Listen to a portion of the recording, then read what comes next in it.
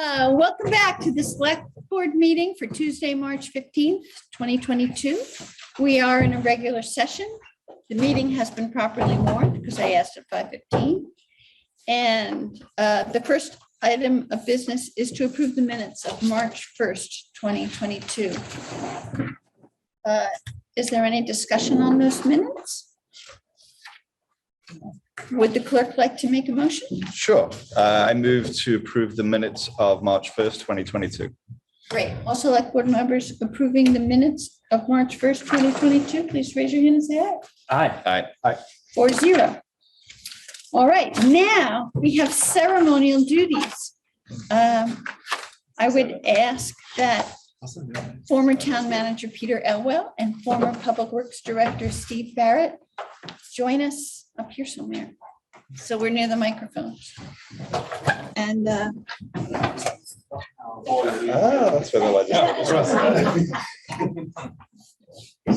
you want to hold them?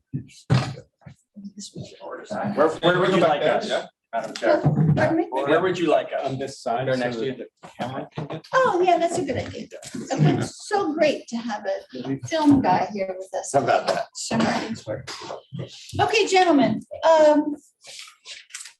our state delegation, which consists of Representative Burke, Representative Kornheiser, and Representative Tolino, and also our state senators Barrett and White, have prepared these lovely concurrent House resolutions for each of you.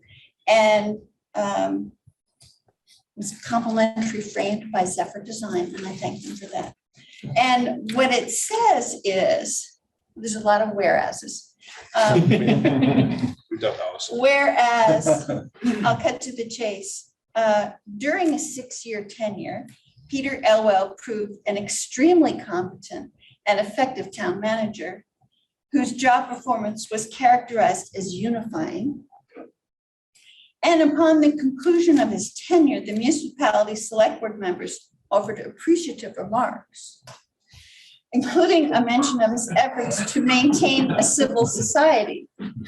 Now, therefore, be it resolved by the Senate and House of Representatives that the General Assembly honors former Brattleboro Town Manager Peter Elwell for his outstanding municipal public service, and be it further resolved that the Secretary of State be directed to send a copy of this resolution to Peter Elwell. And here we are, and I thank you.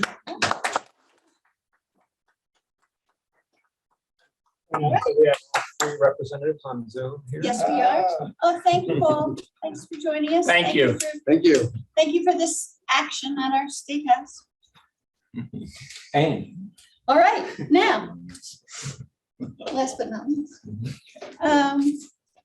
Similarly, the representatives of the House, Burke, Kornheiser, and Tolino, and our state senators Barrett and White, recognize Steve Barrett for beginning his Brattleboro municipal career while a high school senior.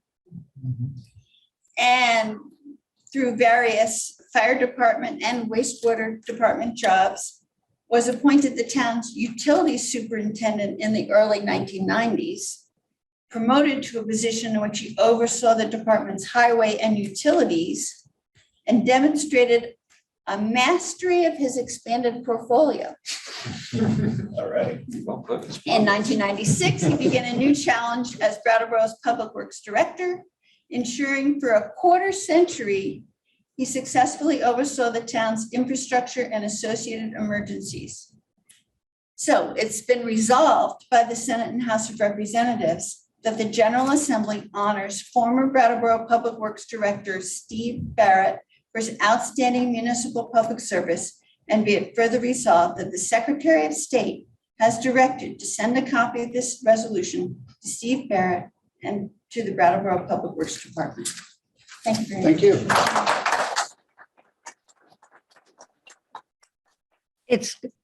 It's wonderful to see thank you. you. Thank you. Wonderful to see you both here, and thank you so much for all you've done. Thank you, Molly. Thanks, Molly. Thank you, Molly. Thank you very much. Remarks? Remarks? Remarks? Come on. Would you like to say any words? I think we just made our remarks. Thank you very much. Let Steve have a speech. Oh, I just thank you. It's really appreciated and, you know, it was a good tour. Yeah. Great to work with Peter. My wife's here tonight and a lot of this is because of her. Well, thank you. So I'll say also, joy to work with you and the other members of the team, both in the room and outside the room. And I think it's worth taking just an extra moment to reflect on the meaning of 46 years of devotion and service to the community. Well, I appreciate it. Thank you. Thank you. Thank you. Great. Thank you all.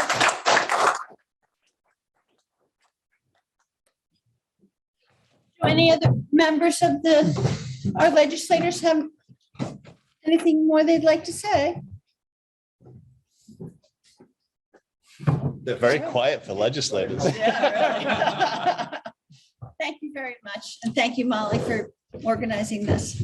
Thank you, Molly. Thanks, guys. All right. Chair's remarks. Have a good meeting. Thanks. Thank you. Yeah. So you don't want to stay for the rest of the agenda? Stay and participate. I have another point. Thanks all for coming. We got the financial plan coming up. Financial report. Financial report. Dan, could you stay for one more second? Oh, God. Bad luck, that. I just have a remark. I said to Dan earlier today that I was really happy to see the members of the Public Works Department removing storm debris from in front of the storm drains. And he told me that the street sweepers were coming. And so this is spring and I just want to recognize this department for doing such a good job for water quality. Thank you. You'll be out there. And is there something that the public can do to help participate for the street sweepers arrival or anything like that? I think just be patient. He'll be out there early in the morning making noise. It's going to take a while. There's a lot of debris this year, so it's going to take a while to clean it all up. Thanks, Dan. Appreciate it. And we may get a couple more snowstorms in the meantime. That's very true.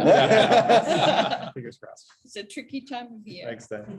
Okay, Yoshi, do you have manager's comments? No manager's comments. Very good. Patrick, is there any other announcement that you feel we need to make before town meeting on Saturday? No, actually, no. We've been emailing Getting stuff out emails. regularly. So I think we're in good shape and looking forward to a nice Saturday. Great. And if anyone is concerned, new representative town meeting members, they should check their emails. Do select board members have comments they'd like to make? Mine's along the same line. So I just wanted to give a shout out because my wife is a new town meeting rep. She's very excited about it. And she was watching Andy Davis's primer and sort of get comfortable with open meeting laws and the rules of town meeting and Robert's rules specifically. And I just wanted to let him know that I really appreciated that. I wasn't able to really pay attention, and but it's recorded and it's very, very helpful for any new reps. And So Impression. people, representative town meeting members who want to see Andy Davis's presentation can see it on BCTV? I believe so. It might not be available quite yet because it just happened last night, but it'll be available soon, I'm sure. if Great. not. Well, I thank Andy and I thank BCTV. Yeah. Other members? Yeah, just kind of continuing that vein. The representative town meeting page on the website is more visible these days and easier to navigate to the stuff that you need to. So I feel like for town meeting members who, want to learn more, want to read the actual, wordings of motions and stuff, that's fairly easily accessible right now. And I believe that the informational session that we had whenever that was, Wednesday, thank you, is going to be available on BCTV as of Available now. today, I think. And if folks have questions about, articles there's still time to reach out to the town manager's office and select board if they choose to. And I hope that we have a good and efficient town meeting on Saturday. I hope so too. And there's a traffic safety committee meeting this Thursday, 8 a.m. for all who are interested in matters traffic safety. Great. Good, Ian? I'm good. I think the board, actually, one question, Patrick or Yoshi, if I was a member of the public and I wasn't RTM rep, how would I access the meeting on Saturday? There are two different ways. Probably the most convenient way is to watch BC TV. Yep. However, if you wish to participate, as in wish to have the opportunity to speak, you may or may not be called upon by the moderator, but if you want to try, you can call into the meeting using the telephone numbers available in the annual report, and raise your hand, and potentially the moderator will recognize you. And is there a place for someone to get the annual report before Saturday? It's available in the town clerk's office, town manager's office, in the library. It's also in a digital version on the website, on the very front page, right there on the right, boom. Perfect. Thank you very much. And there it is. Oh, Can't yeah. miss it. You really can. All right. Are there members of the public who would like to speak on an item that is not a warned meeting item? Very good. All right, let's begin with convening as liquor commissioners. Would someone like to move? I will make a motion, if the chair will entertain it, to convene as liquor commissioners. Great. Ian has made a motion to convene as liquor commissioners. All members in favor, please raise your hand and say aye. Aye. 4-0. All right. Yoshi, would you like to tell us about Four Seasons Media? I believe that Hillary should be on, correct? Oh, great. Yes. Welcome, Hillary. Unfortunately, Hillary can't be with us this evening. Oh, So this is the annual permit application for the Brewers Festival, which takes place down at Familary Farm. It's put on by Four Seasons Media. I am trying to get Kelly to start her camera. She's in the meeting with us. I'll hand it over to her in just a moment. But Yes. Pardon? Who is she? Kelly Corville is the head of Oh, Four Kelly. Seasons Okay, Media, good. and she's the organizer, the principal organizer behind the annual Brewers Fest. And just, so that there she is, so that the board's aware, Kelly does a great job each year working with the fire department, the police department, public works to make sure that the event is put on safely. It's a well-managed event. We have no other concerns or issues. But Kelly would like to speak, if she could, to the festival. Welcome, Kelly. Please join us.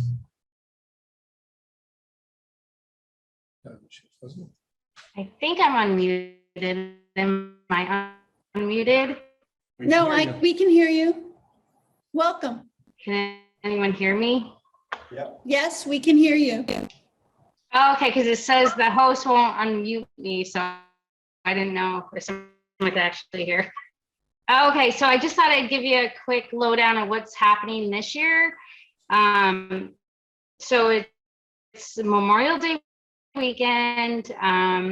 It's our 10th year. We have 3 bands that are this year. We have quite a few brewers from the state of Vermont, also New York, Massachusetts, and we have a Vermont winemaker that'll be there this year. I have a good turn because everyone's been excited, exciting, and yeah, so I hope everyone can make it. And the tickets just went online, and they're on. So, yeah, hopefully all can. It's a good event for the town. We bring a lot of people in, fill the hotels, restaurants, and appreciate the town. They've been 10 years, and I'm very grateful for that. Well, great. And it's your 10th year. That's to be congratulated. Are there select board members who have questions or comments? I'm familiar with the event. They do a great job and it's great to have them back. And I have my tickets already. You have your tickets already. Yeah, early bird. In advance of the liquor license, which may or may not Well, you have know, been it was a risk. I guess. Calculated. Very Looking interesting. forward to Gentlemen, it. Going with my. Oh, yeah. All Excited right. for it. shall we vote? Want to make a motion?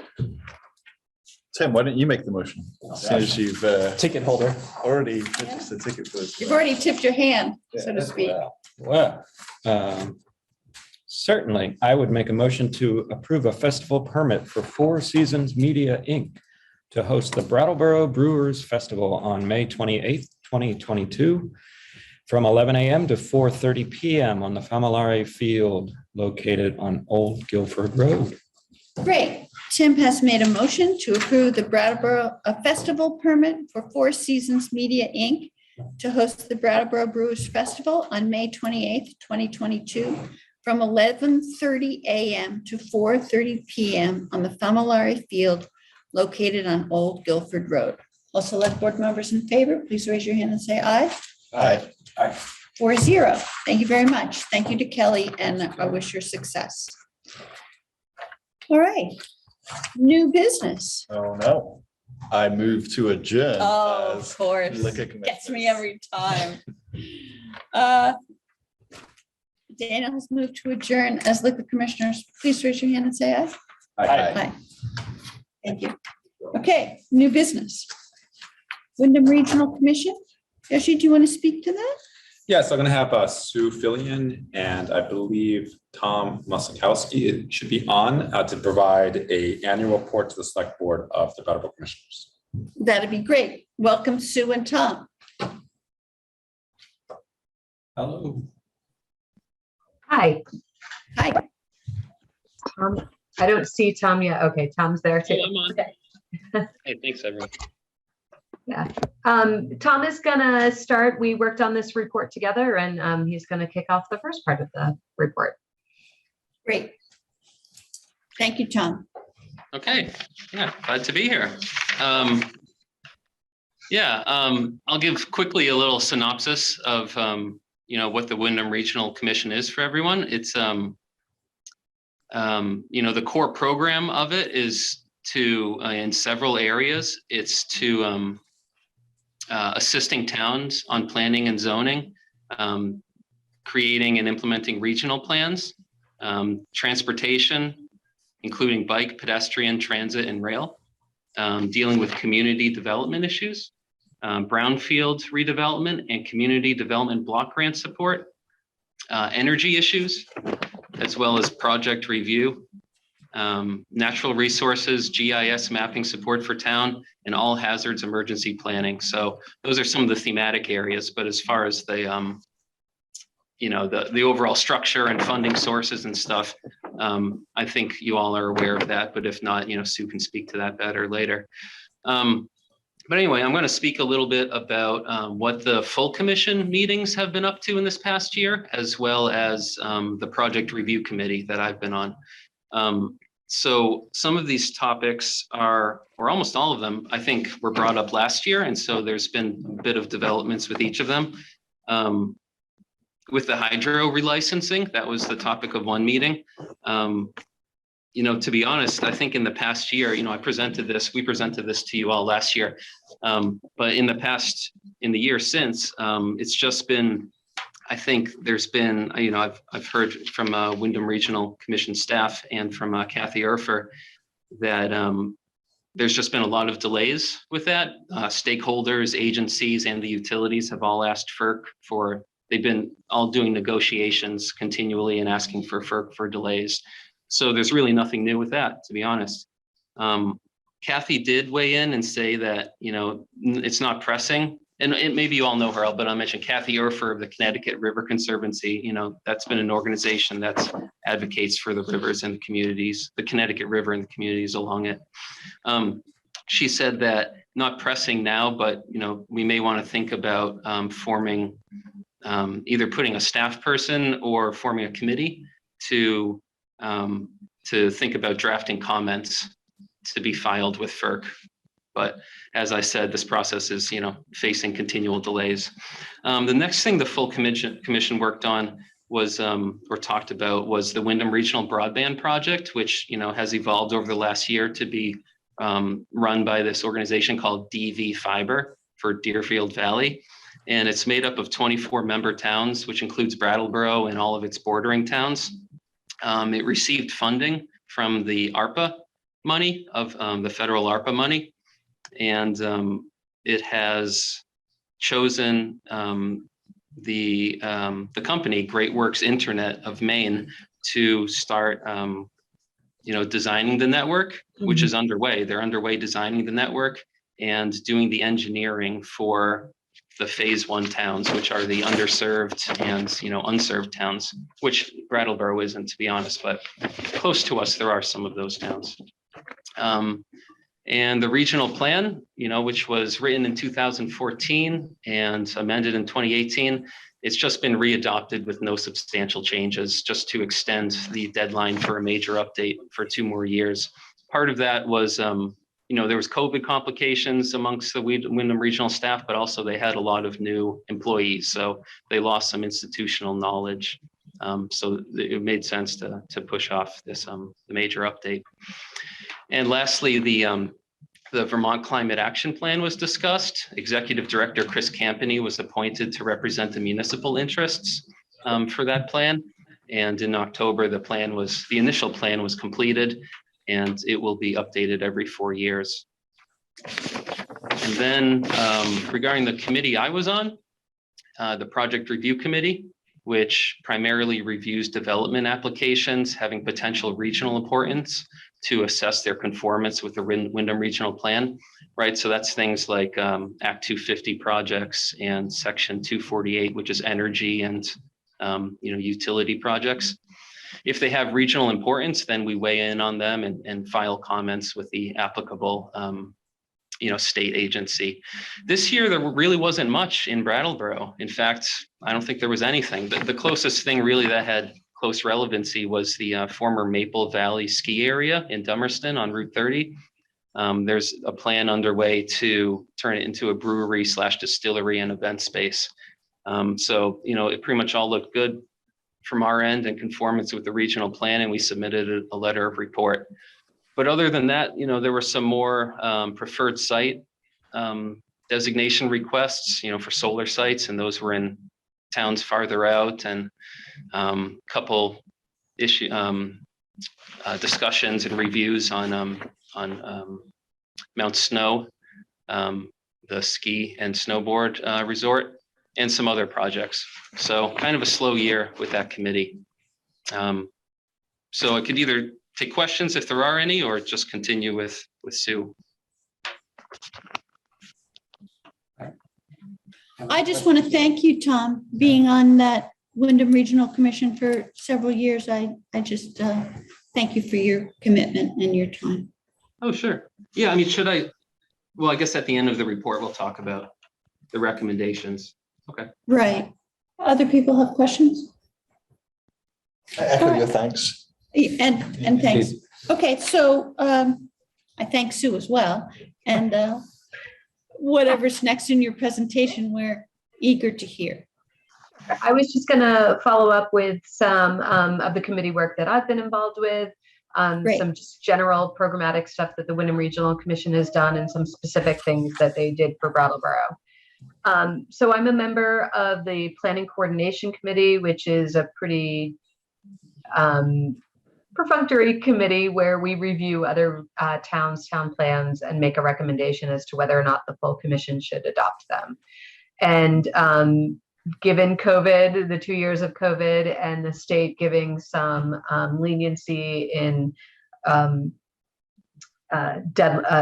expiration dates, we only had one plan to review over the last year, and that was the Stratton town plan, and that was approved. And then we didn't meet very often. We did do a little brainstorming around training needs, and I suggested a particular focus for planning commissioners and zoning and administrators and DRB members, because I think that most towns struggle we've been fortunate in Brattleboro, but their smaller towns will often struggle to find volunteers for that work, and they don't have the staff capacity that Brattleboro has.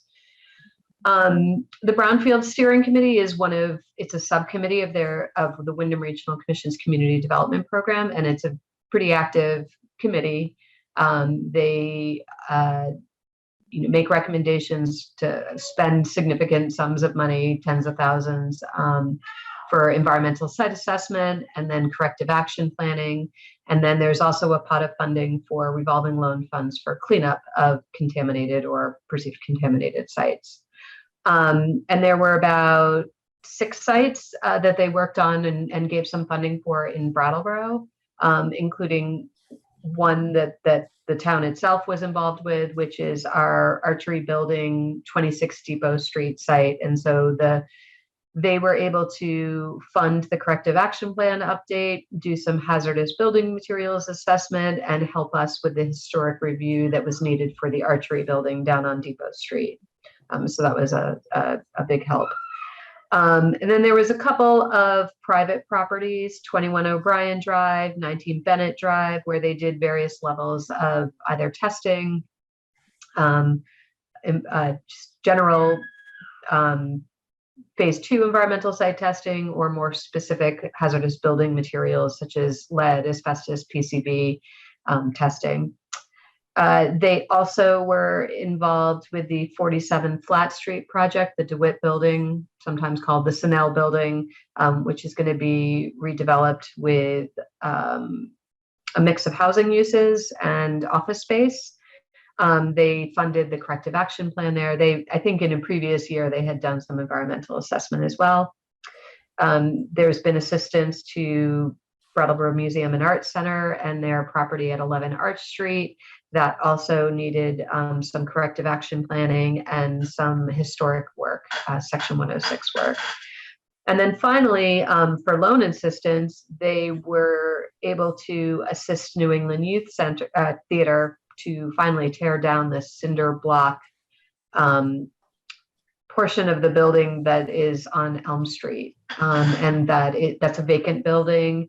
That's one where the roof was in poor condition several years ago and had a tarp over it. So I know that is one that the fire department in particular, but the town in general, was happy to see that portion of the building taken down.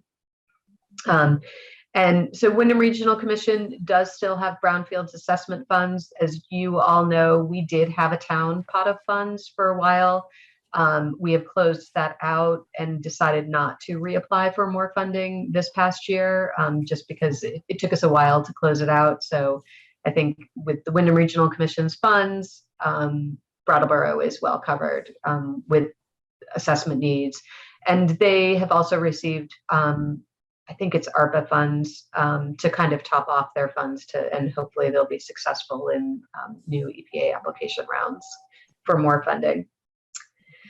That was the committee work I was involved with, and then kind of specific Brattleboro work they do as part of their transportation program is they are doing pedestrian counts, and they update that data. They do it a couple times a year in downtown Brattleboro, and I provided a link in your memo where you can see that data. So it's nice to be able to see some, to get a couple of years and different times of years in that data.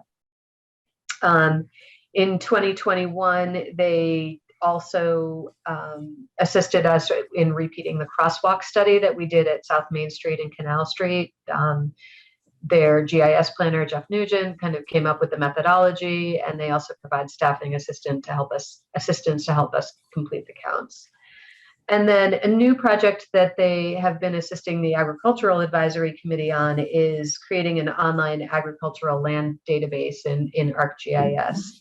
And so that's, they had some data. So it's right now committee members are going through and updating the data so that we can have up-to-date information for that, for agricultural lands. And then actually, I think, there's still a little bit of role in the Hinsdale Bridge project and the subcommittee to reuse the existing bridges. So there's been some ongoing work that pertains to Brattleboro there. And they put on a series of housing webinars in conjunction with the Windham Windsor Housing Trust over this past year, looking at how to address certain housing barriers, such as infrastructure, which generally is not Brattleboro's issue, but it is for the smaller towns, and then zoning issues, and basically how can a town address their housing needs. And they've also provided technical assistance for trail development throughout the region. So that's been really helpful. And I'll just finish it up with, just for some more information purposes, the Windham Regional Commission has a total budget of around 1.5 million.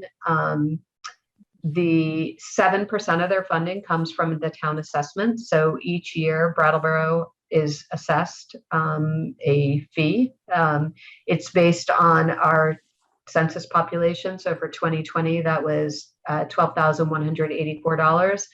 And the town's assessment is $29,363. It was, I guess, their fiscal year is October 1st through September 30. So we're kind of in their work plan program. So I think but actually the 29,363, I think, is the assessment that will be voted on at RTM in the budget this coming Saturday. So I'm happy to take any questions that you have about the work over the last year for this report. Thank you, Sue. Gentlemen? Questions, comments? Are we going to get to the announcing of one vacancy? We'll get to that. All right, then in which case, I guess I'm not, it's certainly related, but not directly related, but I just had a question about the current status, because people asked me of the youth theater property. Do you, is there any further progress that's going to be made on that aside? I mean, when the concrete structure came down, that was a great improvement. But I'm just curious if you could give us an update on the current status of any other movement to be able to upgrade that property some more. Yeah, I know that where they took down the concrete building or the cinder block building, they did have some ideas for kind of more open space use of it. The rest of the building remains a pretty, as far as I'm aware, it's a pretty big challenge to clean it up. If you tear it down, the disposal costs are outside of the funding that they've had available. And then to reuse it, I think there needs to be more study as to how you clean the brick. Brick's a pretty poor substance, and so the contamination that's in the brick, I think, can affect the structure. So I'm not aware that there are any active plans to redevelop it at this time. It's kind of mothballed. Because the brownfield funding is for studies and so forth, and not for the actual redevelopment. Yeah, that's correct. And there are probably sources of funding once they know what the use of it will be that they could pursue. But absent having a use, it's not the best use of other people's funding. It doesn't make it very competitive. Thank you, Sue. Time for another paint job, I guess. There's only so much paint can be called upon to do. I know, I was going to make a reference to local artists doing some nice work. All right. Anyone else? I just want to thank you both for that report, but there's more, isn't there? Yeah, sure. So typically appointments to the Windham Regional Commission are 1-year appointments. And it, for some time now, the select board has either had a select board representative or the planning director be one of the appointees. And, for the last several years, it's also been a planning commissioner. And so, so the next point would be appointments. How do you want to proceed with appointments?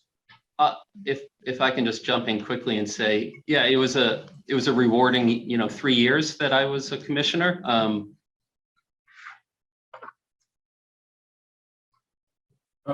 We can't hear you. It must have been very rewarding indeed. Because of some, There you are, Tom. some time constraint. Oh, Tom, we can't hear you. Maybe, and getting some other people to have some exposure to regional, concerns and, kind of seeing how to represent Brattleboro best in the region. We brought up this vacancy, this imminent vacancy at the last planning commission meeting, and there was interest. So you all will probably expect to see an application from one of our fellow commissioners.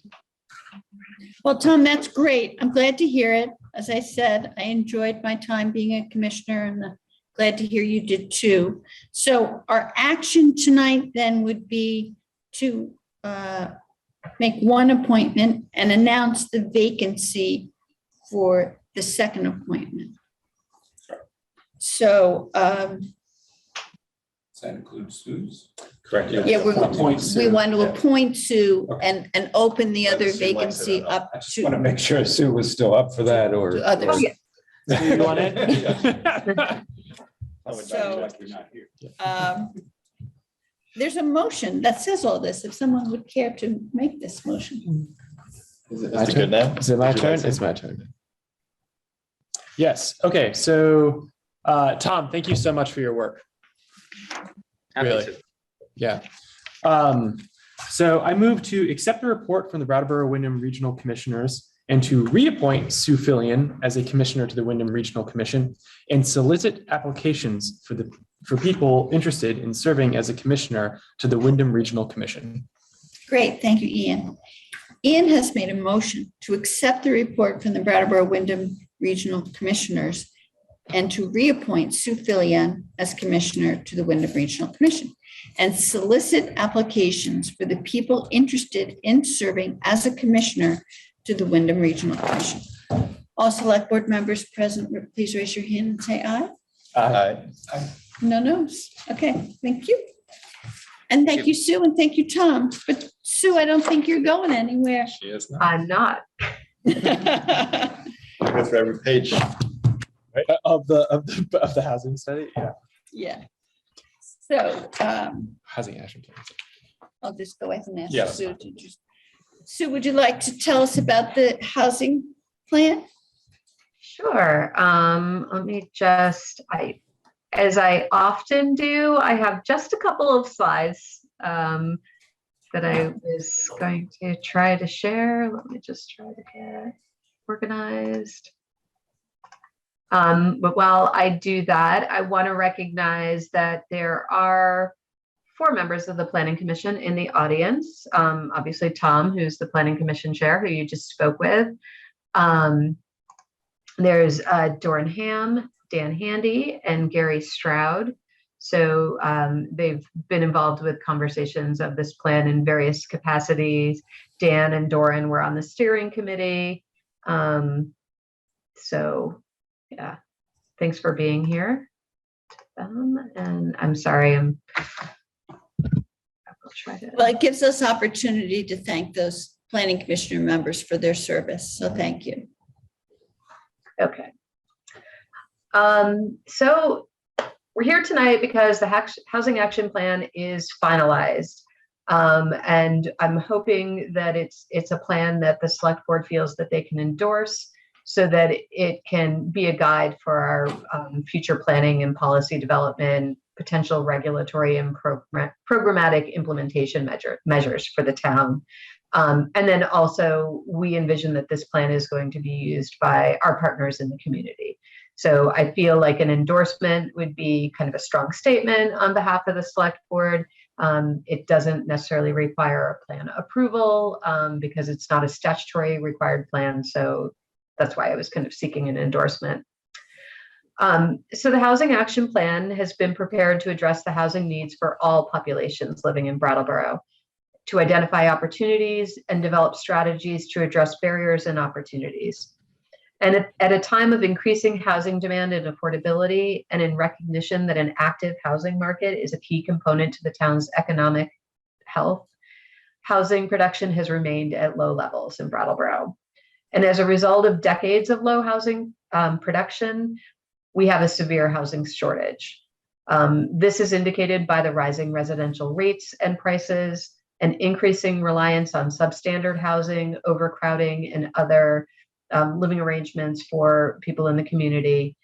And basically, we're at the point where we have a conservatively estimated need for over 500 units immediately. So this housing action plan establishes 4 goal areas with specific strategies and tactics to better focus efforts derived from the broad goals. And the goals are as follows. Actually, I'm going to jump back to that because I have a slide for each one of them. I'm not going to go through kind of all of the data that was presented to you back in December and kind of the findings of the study. It's all in there. What I wanted to focus on tonight was actually the strategies, because we didn't really talk through those and some of the tactics back in December. So I wanted to be able to answer questions and highlight it for you and the public. What the plan does do is recognize a strong unmet demand and need that the private market is not fully able to address due to several constraints. It provides the town and partner organizations with the framework to pursue initiatives that align with the current and future needs of those people that are living and working in town.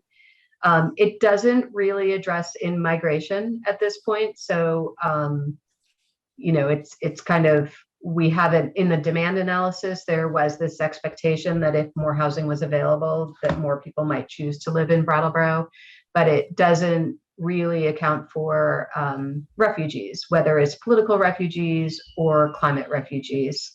And those are things that we're starting to see a little bit more of. So that's why when I say the concern, it's a 500, needing 500 plus units is a conservative number. So we're hoping that the housing, in order to achieve this plan, I think it's going to, require some changes in our existing plans and practices, including an increased in the town, the big T town, us, an increased involvement in facilitating housing development through partnerships among the town, developers, and other partners. 2, pursuing new funding sources to create housing at types and price points needed in the community. 3, an increased presence in the housing realm. And these are some things that I think that the municipality has started to do so that we can support the needs of our residents. And 4, creating an environment in the town that is conducive to addressing housing issues effectively, efficiently, and with the best information possible, and doing it in an equitable way. As you know, the Housing Action Plan was created over the past year through a substantial collaborative effort of staff, the steering committee, the planning commission, and public engagement. And so we're hoping that there is the buy-in from all so that we can implement it. So I will turn to the first goal. As I mentioned, there's 4 goals with strategies and then some tactics. I'm just going to kind of put up the goals and the strategies and talk to the tactics. So this first goal, which is to work with developers to increase the supply of quality and diverse housing in Brattleboro. So this is falling on the supply side of housing and really looking at how can we attract developers who can do the larger projects, because 500 plus is a lot of units. And while we want to encourage and support kind of the incremental development and the actions that a resident can take, we really need some of the larger housing projects as well. And so some of the strategies here are identifying sites that we can then share with people to kind of generate interest. And so this might be an online map like the ag map I was just talking about, with key pieces of information that developers can sort through. So it could be the infrastructure, and they can, we can help them decide best opportunities for site-specific housing development. One of the strategies is to pursue a senior housing project. Our demographics are such that we're getting older. Our population is stagnant. We're getting older. We have smaller household sizes. And because we don't have suitable housing for this older population to maybe move into their next phase of life. Oftentimes they're staying in the larger homes that could maybe be opened up for larger size households. So having a senior housing project was something that was seen as desirable in the plan. And then there was pursuing housing cooperative development projects. So there was a lot of information in the plan that points to people still desire to own a home and the ability to generate wealth from owning a home. But at the same time, there's affordability concerns. So we need homeownership opportunities that are affordable. And so we need to find development models where that can be feasible. And Brattleboro is generally kind of a low wage economy. Our ability to, so a developer will develop housing. They might not get their return. It's expensive to do that. And it might not be attractive here in Brattleboro because the wages mean that we can't necessarily afford the housing that they can create that gives them a profit. So basically looking at other development models that can get people into home ownership at a more affordable rate. So housing cooperatives could be one way to do that. And then supporting and encouraging developers and housing development that meets the needs of people. So this could be infill housing, accessory dwelling units, and whatnot.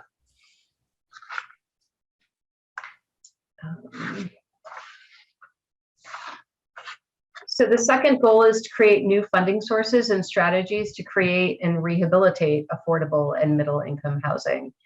And so this is another kind of supply side strategy where we're trying to bridge some of the funding gaps for affordable and middle income housing. And this can be both for large developers and the kind of incremental, homeowners or property owners that want to create additional units, either accessory dwelling units or more apartments in their property. Establishing a community housing opportunity fund. This was kind of envisioned as a larger fund where we could get multiple partners together to put money into the fund that could be used, for greater reach and impact on a housing project. Advocating for a pre-development loan fund. So in the interviews, and the interviews were conducted with lots of different stakeholders, developers, banks, realtors, and other groups. But there is this kind of constant need for housing. It's expensive to construct, and there's a lot of pre-development costs, whether it's planning, permitting, extending infrastructure. So Brattleboro doesn't really have a very successful track record with subdivisions because extending infrastructure can be expensive, and oftentimes typically the developer is paying that up front. So if it takes a while to sell off the lots, then they're out that money, and oftentimes the development goes belly up. So having some sort of pre-development loan program in place to help subsidize the cost of that infrastructure improvement and other soft costs that might be available or might be a part of the project. The third strategy would pursue creation of permanent funding stream for rental rehab program. I think you're all well aware that during COVID, using CARES funding, the state had a pretty successful program. And we had about 20 plus units of housing that were created, new rental units that were able to be created that wouldn't have been, that fund helped bring online, in addition to kind of the regulatory changes that the select board approved, where we got rid of density. And so, we have an existing small rental housing improvement program, but the state program was a grant. And so that was really helpful in creating new units. So the idea here is to, have something that's more permanently funded. And there are some efforts at the state right now. The housing bill does have a continuation of that program. And I think the state is using ARPA funds on that. And then to look at new and existing revenue sources for housing projects. So is there a funding stream that the town can contribute to? Or can the rental housing improvement program that we have be more effective? I don't think there's been very many loans out of that in quite some time. So just like we often are, representative town meeting will be looking at the agricultural land protection fund, maybe we need to look at the rental housing improvement program, find a way to fund it better. And maybe it comes from a different revenue source than the program incomes that we have from the community development, BCDP, community development block grant monies. The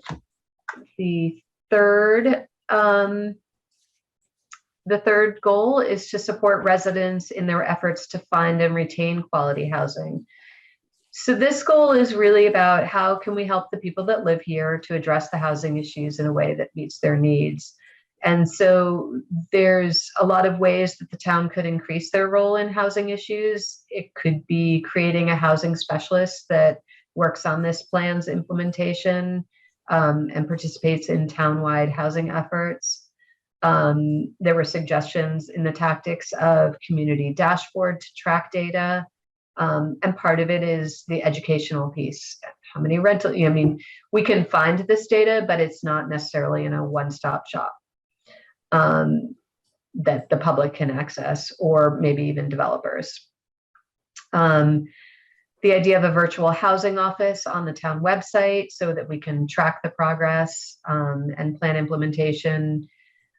We could measure the return on investment and make the case that way. So this is kind of a heavy educational piece in this goal. And then there's some other areas like contractor oversight. So I think some of the survey and focus groups indicated, trying to prevent poor quality work.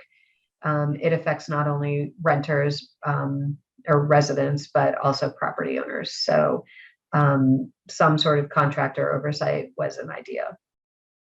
And then finally, I'm just going to take a little bit of detour here. Obviously, the rental housing deposit ordinance, I think was something that the town did to try to support residents. And I know there's been a lot of discussion about evaluating it and and seeing how it's working. I had hoped to get that into this report to you. Basically, we've talked about it in the office about how do we track the rental housing deposit ordinance and its effectiveness and its effect on property owners and renters. And really, the market is so wacky right now. For almost a year and a half, there was an eviction moratorium. Housing prices have gone up all over the place. We don't have the ability to track listings and their rents to get that data. We could do some sort of survey of property owners and of renters, but that would really mostly be anecdotal type evidence. So what I can tell you about the rental housing deposit ordinance is we had about 2 inquiries / complaints over the past year. Primarily, one was just somebody disagreeing with it. And we said, well, that's the town ordinance. And the other was a question about, extending a lease where the first, last, and deposit was already taken. So in our department, we have not heard a lot of comments about that. And I'm sure there might be questions, so we can jump back to that. I'll just hit on the fourth goal. So the fourth goal is to create an implementation framework by monitoring housing issues, communicating needs, building capacity, and collaborating on solutions with partners. And so this is really about building capacity around housing issues in the community.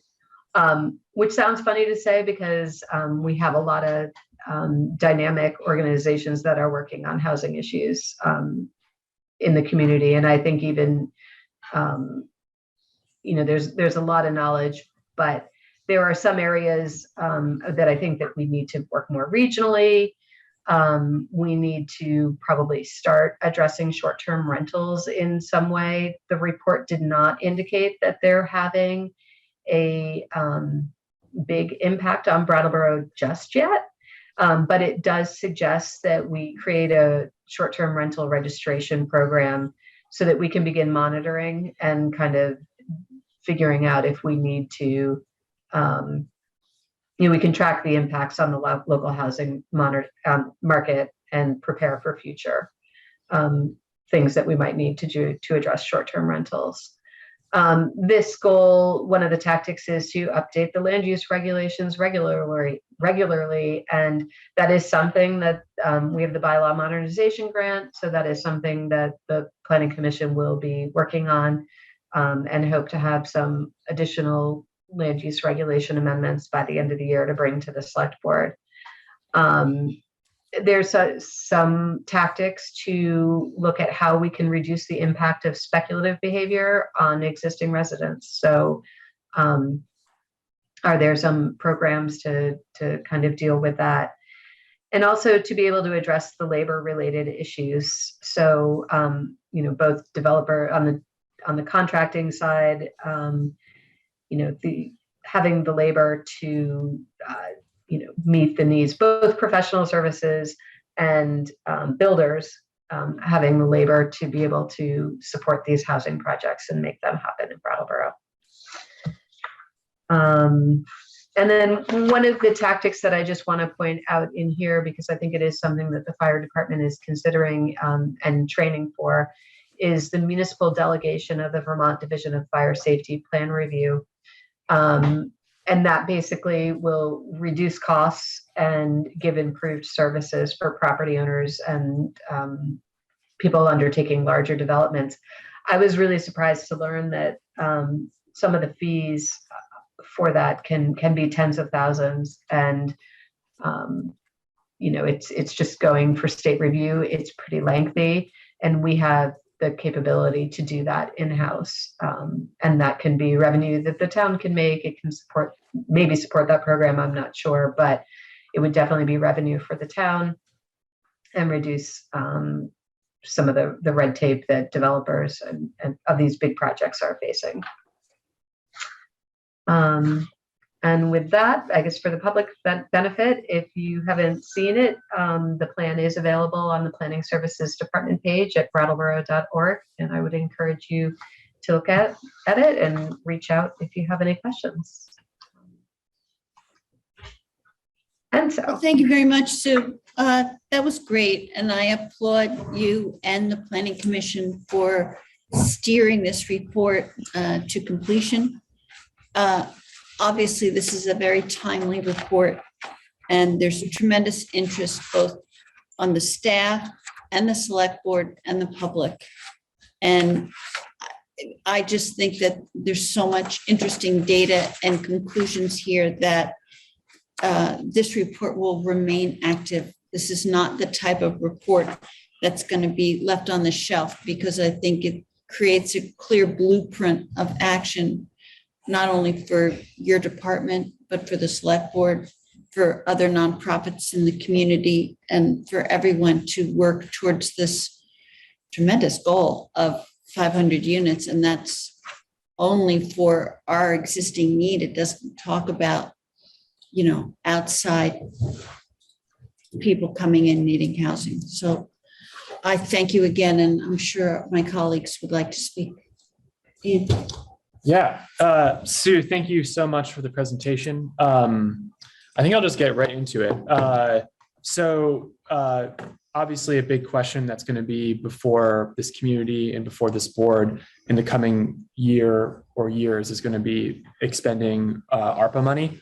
And in reviewing the study, I think I naturally gravitated towards strategy 2, specifically strategy 2A and 2D as places where I could see ARPA funds going. I'm curious if you have an opinion as to a place where you could see it making the most sense if the board were looking at ways to fund areas of this with ARPA funds, which strategies you would say would be the ones to prioritize. And for the board, I'm looking at page 25 and 26 of the full report. And yeah, for the public, the slideshow was took kind of the strategy in whole, and the report has the strategies broken down into subsections, usually A through D. Ian, can I ask, are you asking me to prioritize between those two or just any of them? Yeah, fair question. When I went through it, those were the ones that made the most sense to me. But then listening to your presentation, I was like, oh man, I think maybe all of these could, or like a lot of them could be. And I guess so. No, I'm actually asking of the report itself, what your opinion is. You were leading the witness. Yeah, a whole bunch. I think finding the funding sources, I think the two that you point out are really important ones, because we know that there is a gap. And so I think having a fair amount of money that you can put towards something, or at least, have it seed something that can revolve, seems to me like that would be really a good investment. Some of the others can happen, I think, more programmatically, identifying infill sites and that kind of stuff. I'm not sure that putting the money to there makes sense, because that's work that would happen within the departments. Addressing the labor issues, I mean, I think there's some that needs to definitely happen on a more regional scale, but I think, some sort of housing opportunity fund, or maybe, looking at the rental housing improvement program and figuring out how to fund that, and get that out into the community. I think would be useful. I think I talked about one time, this idea of we want to kind of have pre-permitted accessory dwelling unit ideas. That's not a big ticket item, but it is something we would need to find money for. So I think that ARPA funding there could be useful too. That's very helpful. Is the pre-permitting, is that like where you basically go and it would have a plan already set out that you could just sort of, this will be approved if you choose this? That's what, yeah. Yeah, Okay. and it would, an architect or, professionals would be engaged. There might be, 4 or 5 different models for accessory dwelling unit or smaller cottage size housing. May I suggest that now that our charge today is to accept this report, but I think the next step would be for Sue and Yoshi and the staff to come to us with, these are the recommendations and these are the things that we're thinking about going forward with. And just the next step to this report would be let staff have time to work on it, report back to us. Of course, yeah. I'm just excited about it. I know we're all very excited about it. Yes, Daniel. Can I build on that a little bit? I'm really, kind of pleased that we have the leadership that we have in the planning department through you, Sue, and your staff, but it's a small department, and there's a great deal of work suggested by this report, and, the audacious goal of building over 500 housing units immediately, is huge. And obviously, I think the board wants to do everything that's in its power to make that happen. But I see amongst all these various strategies, a great deal of ways that you might spend your staff time, and there is only so many hours in the day. So, kind of building on what Liz was kind of saying, some way of being able to kind of carve out a path. We're not going to, if the community is expecting, now that we've endorsed this report, that 500 units are going to appear out of thin air, then I wish I shared their optimism. But, you know, I also really want to commit to a goal of that level, right? We should be thinking really big about this. And I'm excited to kind of like figure out a path through it all. It just seems, it's just a lot. It's a lot to take in, a lot to process. And like, I guess what I'm sort of trying to say to you, Sue, is like, I want to be as active a partner in this process as I can. You know, like it's not Sue Fillion's job to make all of this happen. It's our job collectively. And we need to do it. And we need to do it with a sense of urgency. So putting it out there. I think we're looking for an implementation plan too. I'd like to, as the planner and you, yes. Jim? So I have a statement. Oh. I don't often come prepared with Prepared statements. statement? Huh? A prepared statement? Exactly, prepared. But I do want to say something else about the goals and priorities strategies page, priority strategies page. It's a 1, 2, 3, 4, and I find them very helpful. So these 4 different blocks to think about these things. I wanted to urge my fellow board members as we continue this conversation to not only look at these as priorities, they are priorities 1, 2, 3, 4, but to think about weighting, W. Yes, yeah. So not WAIT, because there's only so much capacity. A town like ours has only so much capacity possible partners have in this process of building more and more housing, to have more and more homes for our residents. So I think we should look at each one of these blocks also in the context of how much weight should we give each one, and which one is more efficient to give more weight to, as we, you know, we have not only some funds to expend if we want to, but we have a limited amount of capacity of being able to do these things. And that's something to assign to each block I would propose. My statement, which I've been kind of like thinking about for quite a while, so forgive me for actually writing it down, but stick with me because it takes a zoom out picture and then zooms in really quickly. So Brattleboro is about to see some exciting investments funded from outside of town sources, which will combine to make our town a very exciting place to live, in my opinion. We will soon see a new bridge that will then turn the existing bridges into a walking and biking experience and a resident and tourist attraction. While that project is happening, we will have a new Amtrak station coming in, providing Vermont's first heated platform station. And the new bridge will make those arrivals and departures not snarl downtown traffic.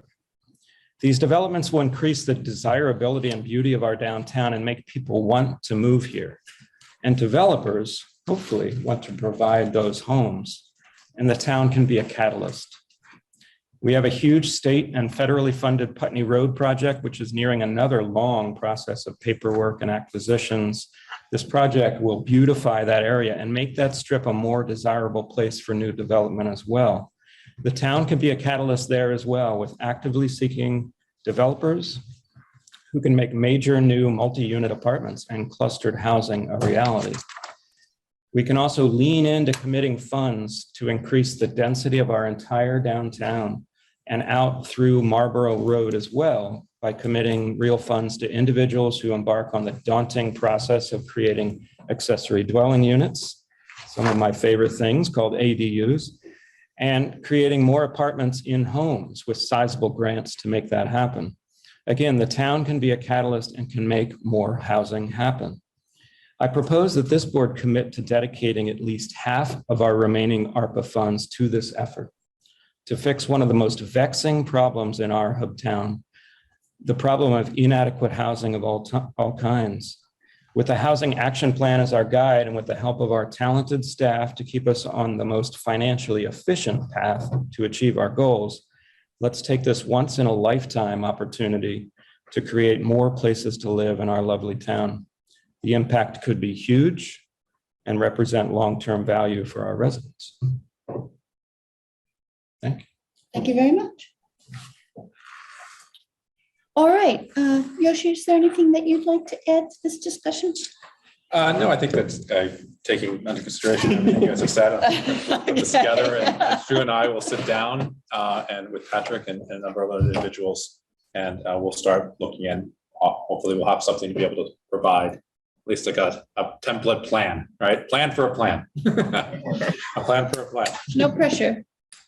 Just 500 units. Oh my God. 500 units plus a lot of like policy shifts and funding shifts. And it's, it's not just about bricks and mortar. But I will say that, we have authorized the planning department to already start making those policy shifts in the townwide ordinances and so forth. So is there anything that you'd like to add to sum up, Sue? No? Great. Well, I thank you very much. This is, we're all looking forward to it, and there's a lot to digest here and a lot of data that I think we'd all be better informed if we read. So thank you again very much. I think have a motion. You do have a motion. Yeah. Too. Oh, we have a Yes, I'll motion. do it. Yes. Sue? I do see some hands. I don't know if Patrick made me Oh, co-host yeah. or Oh, if he made me thank you, host, Sue. but I see Thank some you. hands. So It's hard to see from here, so thank you. So the first hand is Kurt Dimes. All right.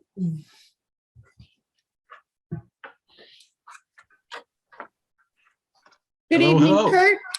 Hi. I have a few comments about the plan. Okay. But first, I want to remind the board that there is a measure submitted by Brattleboro Common Sense for controlling rents and evictions that's been in your mailbox for over a year, waiting for the rental survey. The rental survey has been happening, right? And it's time to consider that rent and eviction control legislation.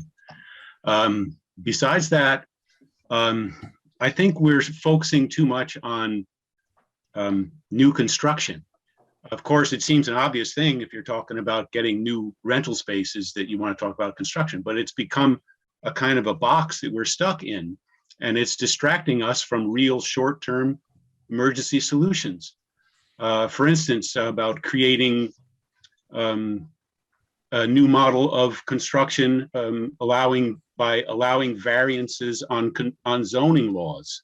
This would be easy. It doesn't take months to do this. Just temporarily suspend certain of the zoning laws so that homeowners can rent out existing rooms and create accessory dwelling units, allowing them to build tiny homes and keep recreational vehicles and trailers as bedrooms or as separate units on their properties. Temporarily suspending the the parking requirements for multiple unit housing. All these things could be done just on paper, and they would create, I wager, hundreds of new units. So we got to start thinking out of the box and doing things like that, for my suggestion, I hope. Thank you. Thank you, Kurt. Let me just say that as Sue and I just talked about, the planning department has recommended land use changes, and the select board has made numerous changes to the development regulations. And there is also a considerable amount of discussion in this report about rehabilitating existing units. So I think that there's just a lot of various items to be considered in this report, and we're on our way to considering them. Is there another? Doran Ham. Hello, Doran. And am I correct? You are a member of the Planning Commission as well, correct? Yeah, I'm a member of the Planning Commission and a District 1 rep for Brattleboro. First of all, thanks so much for hearing this report today. As a commissioner, obviously, I would love to encourage you all to pass this report, because it just gives so much more really good information on every aspect of housing. Also, but as a renter and as a low income renter and, member of Brattleboro, I ask you to even go further sometimes with aspects of this report. The fact that half of all renters pay at least 30% of their income to rent just kind of states how dire everything is, especially for low income renters. And so making sure we don't go backwards in such of repealing the getting rid of the first month's the last month's security proposal that had been put through, and also looking at ways that we can put take care of people that are price gouging when it comes to rent, and look at what can be done for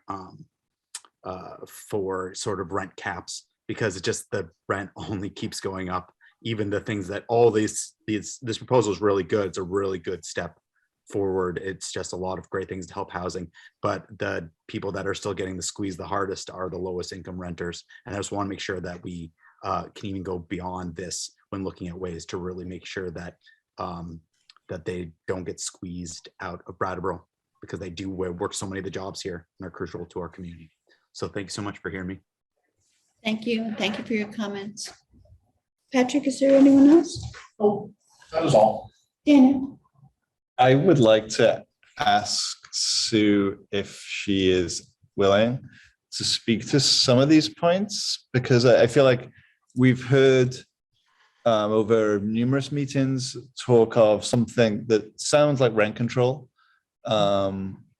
which is possible in some places. And if we don't have the information right now, that's fine. But Sue, are we able in Brattleboro, in the town of Brattleboro, to implement rent control policies? Bob question. I know it's a Bob question, but I've asked Sue knows Bob. enough. It's if you want me to answer. I would like you to answer that. The Dillon's rule, strikes again. So we currently do not have authority to implement rent caps or rent stabilization. I do believe in the Senate omnibus housing, or somewhere in some of the bills up in the legislature this session, there is discussion of that. There might be a bill that is trying to address. And I'm not sure, I'll be honest, I don't know if rent caps and rent stabilization is the same thing technically, but there is some move at the legislature to try to give authority to do that.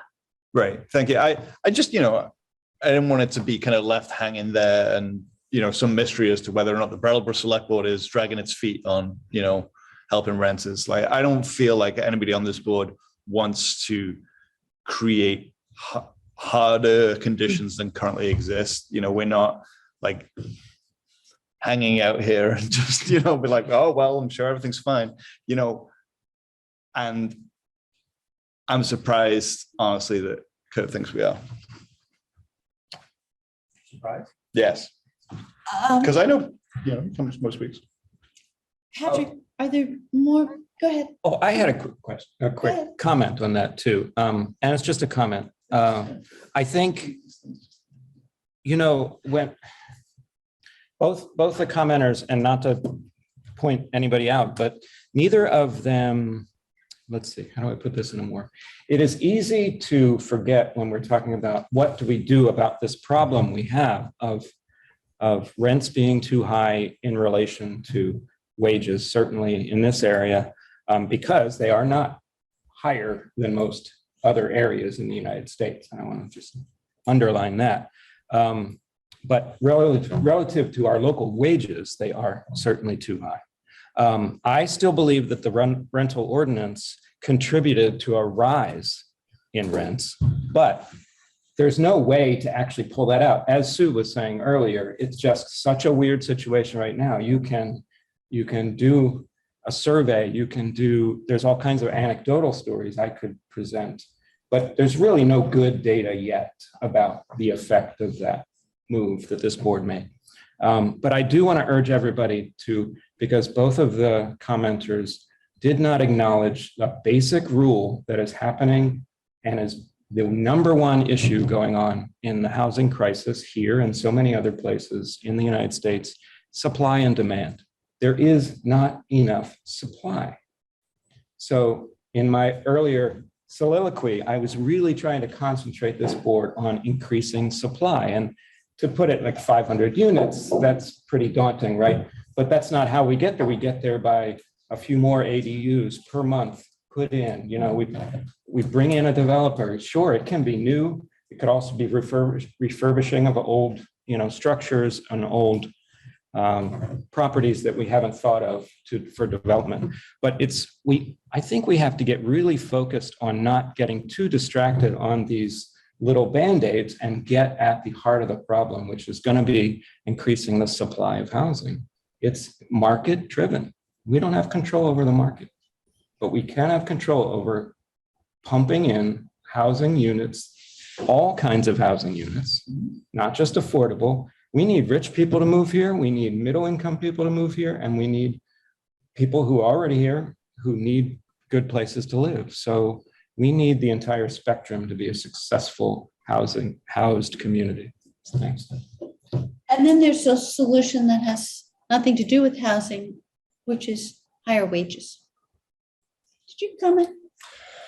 I don't have, I'm not going to get into the rental ordinance, but I just will agree with Tim that I think that it's a all hands on deck situation. You know, I sort of hear what Kurt's saying, that he wants to see these other elements that I think are actually reflected in the study. And it's all of it. We got to be looking at all of this different types of potential ways to just address this fire that is burning in this community. You know, it's a crisis. So yeah, I agree with you, Tim, and I don't know if I want to get quite behind the half right now, but I think that's the discussion in where we need to be going with talking about ARPA, specifically with an issue that's so important to this community like housing. All right, we have 1 minute rebuttals from Kurt and Lauren. Kurt, you're first. Hi. Hi.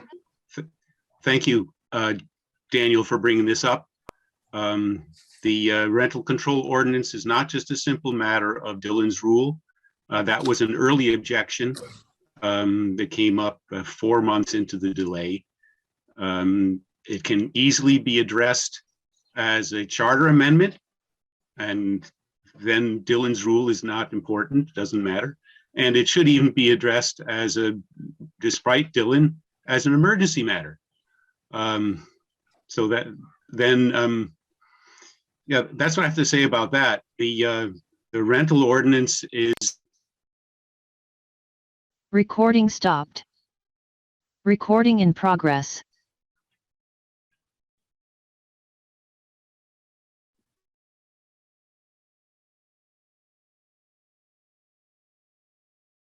Sorry, did Kurt get cut off there? I'm not too sure if I got brought in too early.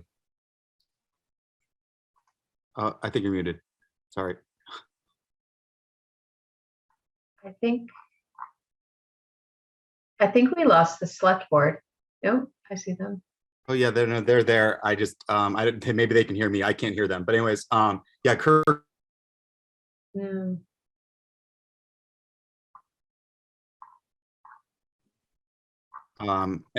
Yeah, anyways, yeah, I think Kurt got cut off before a minute there. We can't hear you, select board. Anyways, I'll go, I guess, and maybe Kurt will get a chance to come back. Yeah, I just want to directly just say that also just the idea that getting rid of last month's security made rents go up is atrociously ridiculous. It's a ridiculous idea, and there's no statistics that prove that happened. I just want to say that with my part with the tenants union, we got dozens of emails of people thanking us for that proposal.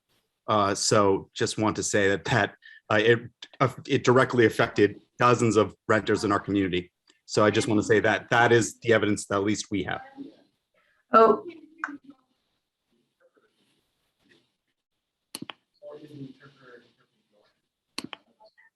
Yeah, we are, we're the ones out.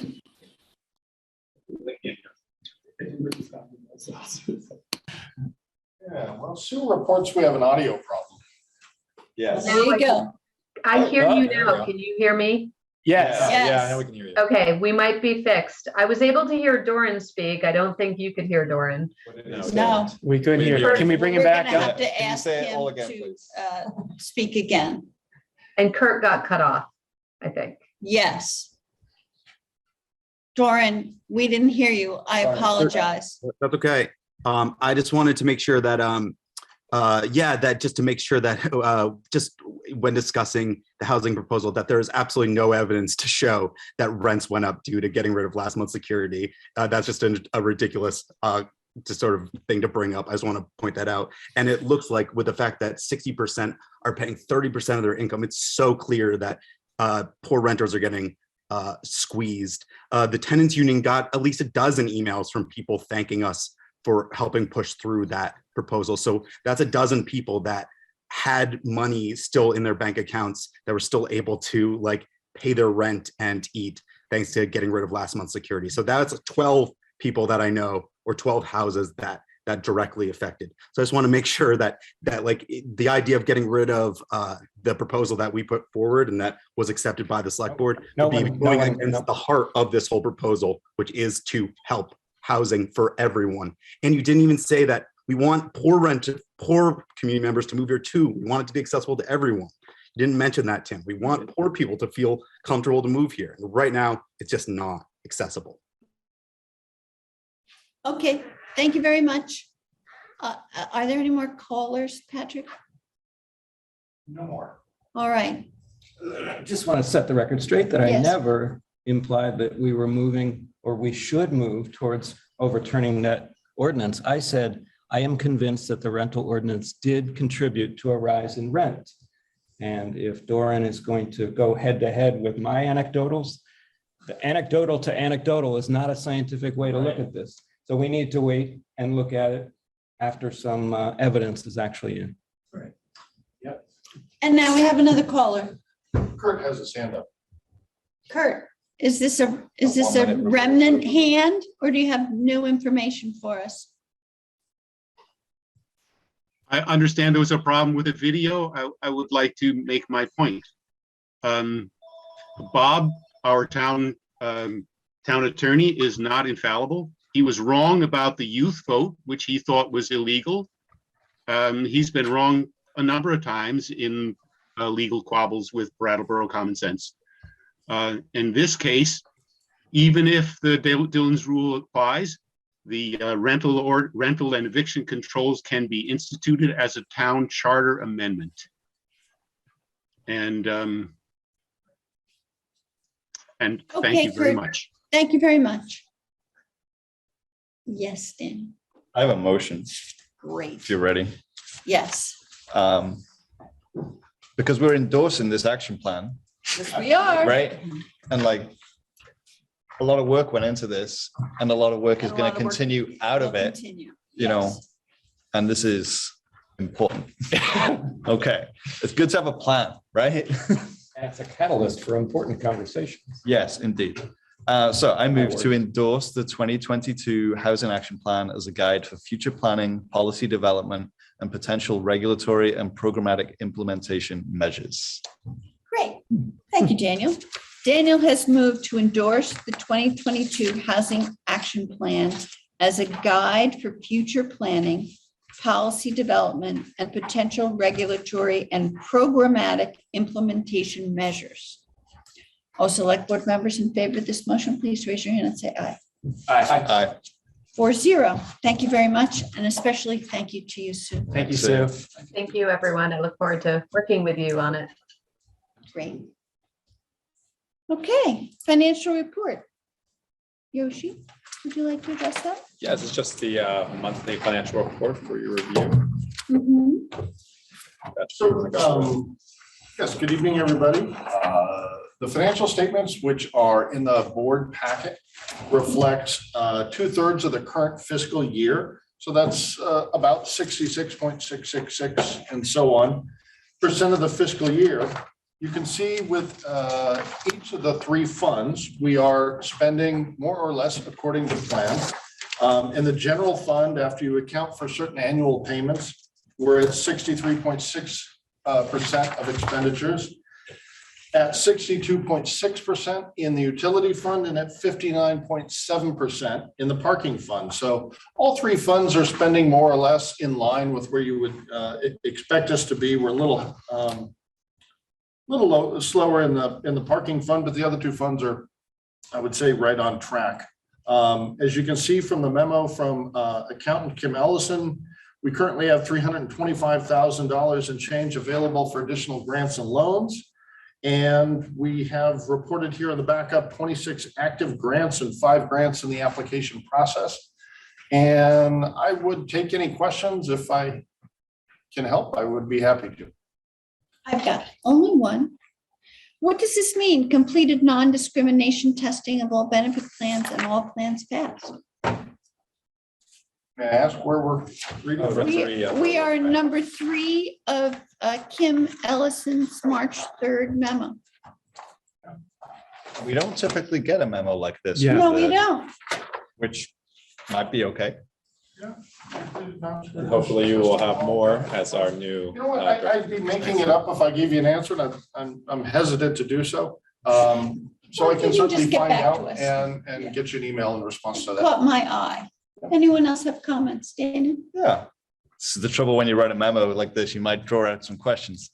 I saw that there's an upcoming event that actually has already happened with the Richards Group retirement plans. Here's what I found. Yeah, thank you. Sorry. I have the address to the Richards Group on my phone now. Great. Handy.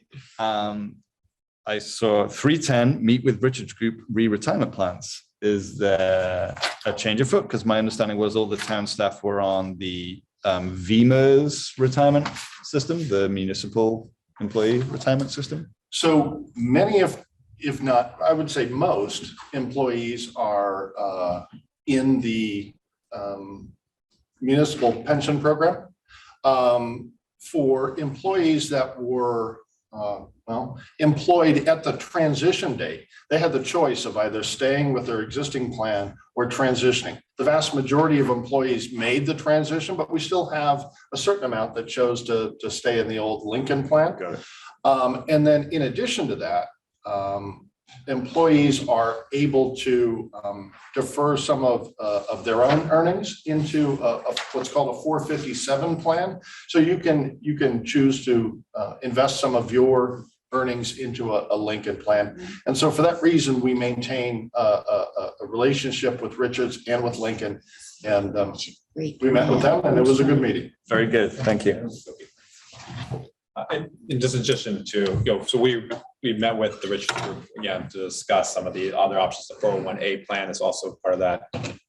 That again, it was more going over where the allocation of some of those funds are going for the retirement plans. So, thank you. Any other comments about the financial plan? All right. No. Okay, Yoshi, we have prohibition of alcoholic beverages on town property. Yes. 1 second. So this, Yeah, hold on. yeah, so Madam Chair, point of order. Oh, we didn't I vote. never do that. yeah, I think you have to accept. Do Oh, we? yeah. Do we have to do You this? have to accept. We Yeah, have to accept. yeah. We didn't used to. We had this discussion a Yes, we while don't back. have to. I think we do have to if you put it on the agenda. I think that's what. All right, Oh, okay. there must be a motion. Is that somewhere. accurate? I feel like we There's no asked about harm in this. us accepting it, right? No, Yeah. no harm. It certainly Who doesn't would- hurt, does it? Yeah. Who would like to make the motion? I'll make a motion to accept the monthly financial report as presented. Thank you. Tim has made a motion to accept the monthly financial report as presented. All select board members in favor of this motion, please raise your hand and say aye. Aye. Okay, Yoshi. This is an ordinance change that Patrick will discuss a little bit more, but this came from discussions that we had with the DBA regarding the gallery walk and some of the issues that we were coming across about alcohol consumption and delivery or selling of alcohol on public land. And through that discussion, Patrick has worked with, I believe, Bob and a couple others of coming up with a solution. So Yoshi's right. The board is asked this evening to conduct a first reading of proposed changes to Brattleboro Code of Ordinance, Chapter 1.5. Particularly, the changes relate to section 16-17 exceptions. Code of Ordinance 1.5 provides for is the ordinance that says you can't hold an open container on public land, you can't be in possession of alcohol on the public land, and you can't be consuming alcohol on public land. And this includes both town land and town school district land. There is one exception, and it's noted currently in chapter 1.5, and it's actually just somewhat bizarre. Town staff are permitted to hold an event that can include alcohol on public property. What I can tell you is in my time at the town, which is about to enter its 12th year, we've never had alcohol at a town staff sponsored event. I don't expect we ever will. And so for that reason, we think it makes nothing but sense to go ahead and eliminate and strike that particular exemption. There is, however, an exemption that we think is worthwhile, and it relates to certain events that are going on across town, such as Gallery Walk. In Gallery Walk, you know, they close a certain section of the street or possibly a parking lot or possibly both.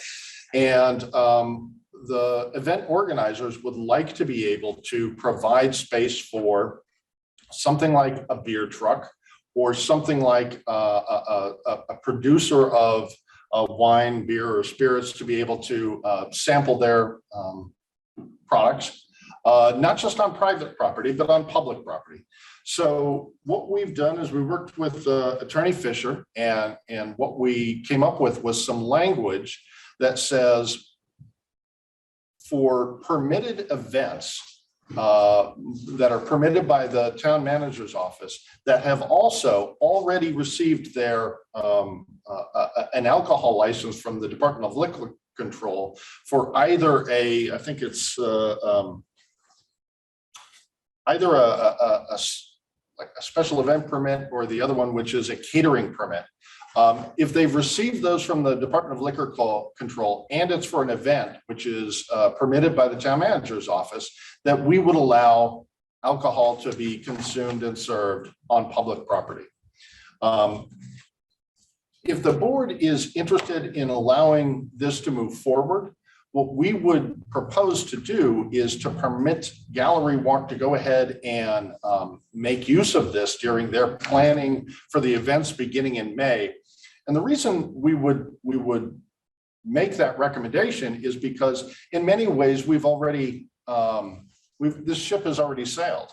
We have permitted for the last 2 years Hermit Thrush Brewery to conduct their beer sales in the High Grove parking lot within a defined space in much the same way that gets permitted by the Department of Liquor Control. You know, this same activity would be under the same scrutiny by the state.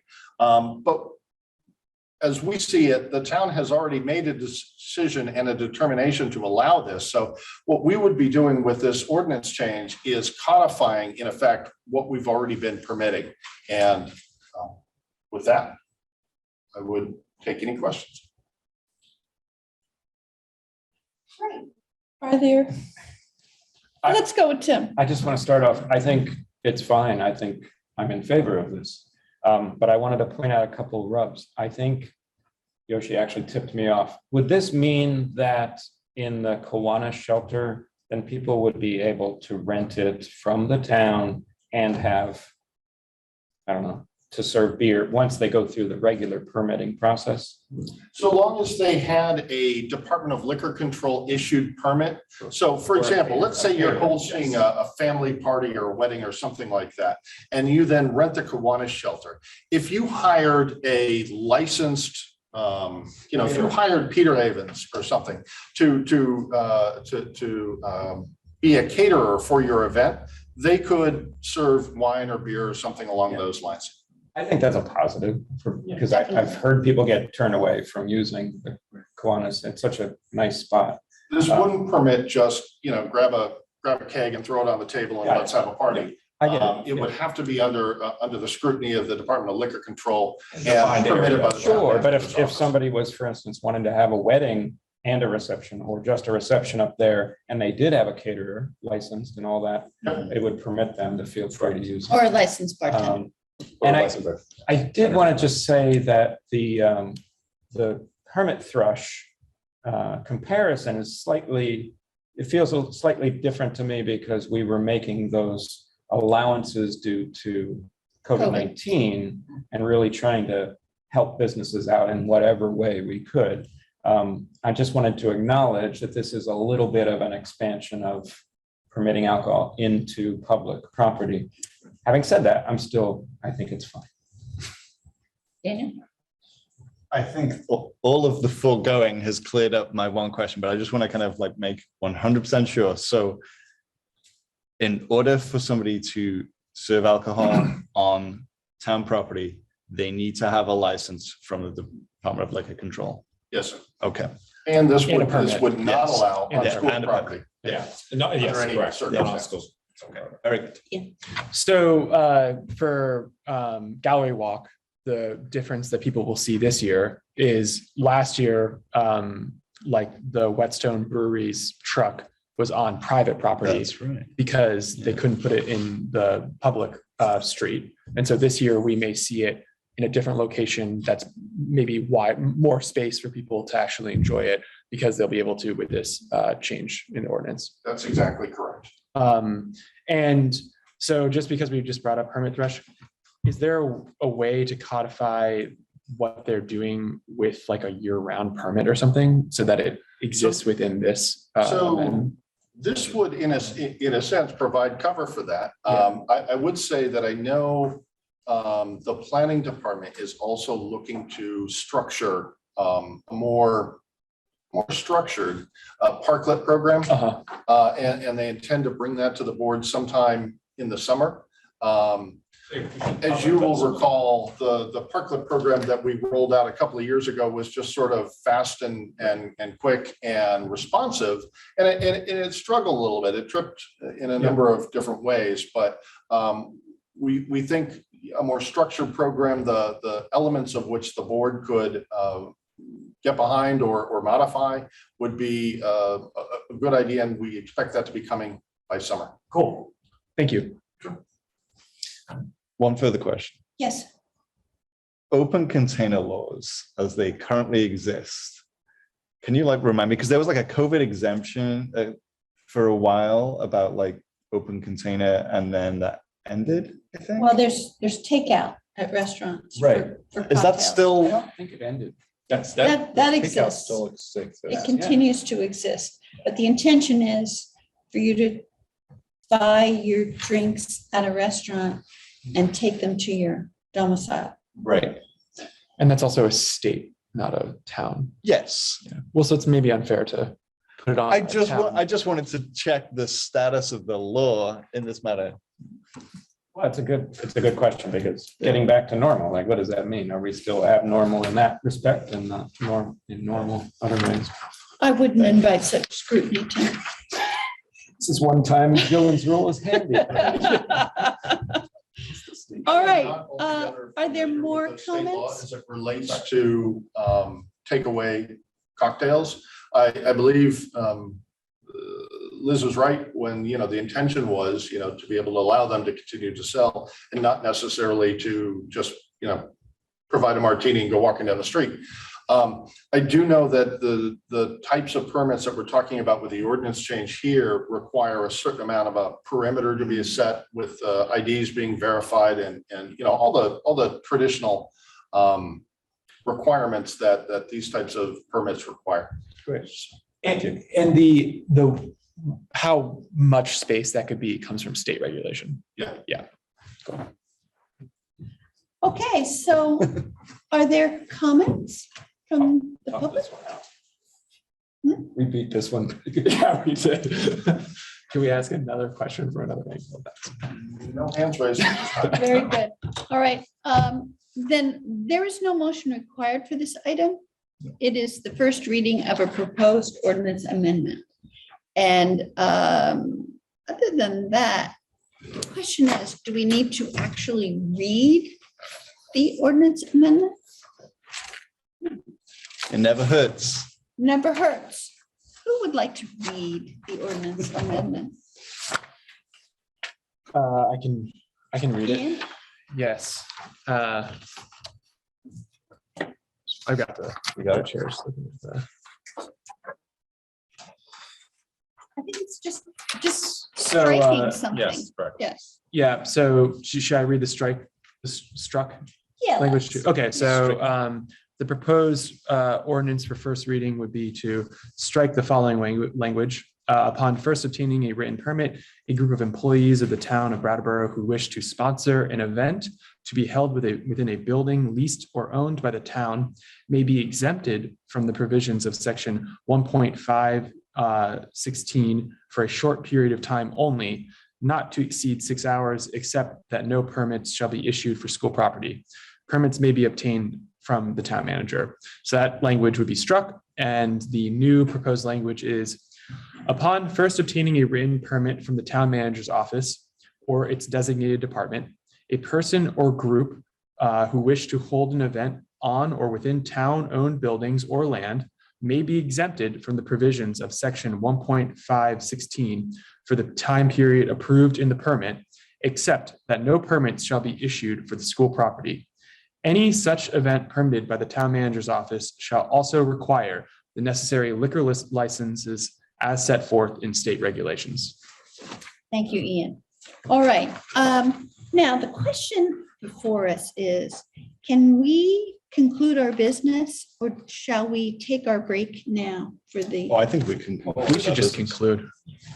We could zip through the Yeah, next. we All got right. two things. All right, let me just go to the next item, which is schedule an annual organizational meeting, and just say that the select board has determined that on Monday, March 21st, 2022, the reorganizational meeting will take place at 9 o'clock in the morning, and it will be held at the municipal center.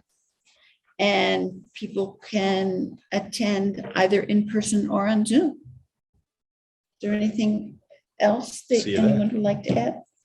No, just to thank my fellow board members for accommodating. It was my schedule that needed to be. Well, we appreciate that, and we're happy to accommodate that, and it should be fun for everyone. All right, now we have committee and board appointments. The board is asked to appoint Lars Hasselblad Torres to the Arts Committee and Kevin Hamilton to the Agricultural Advisory Committee as an ex officio non-voting member. Would someone like to make that motion? As an ex officio non-voting member.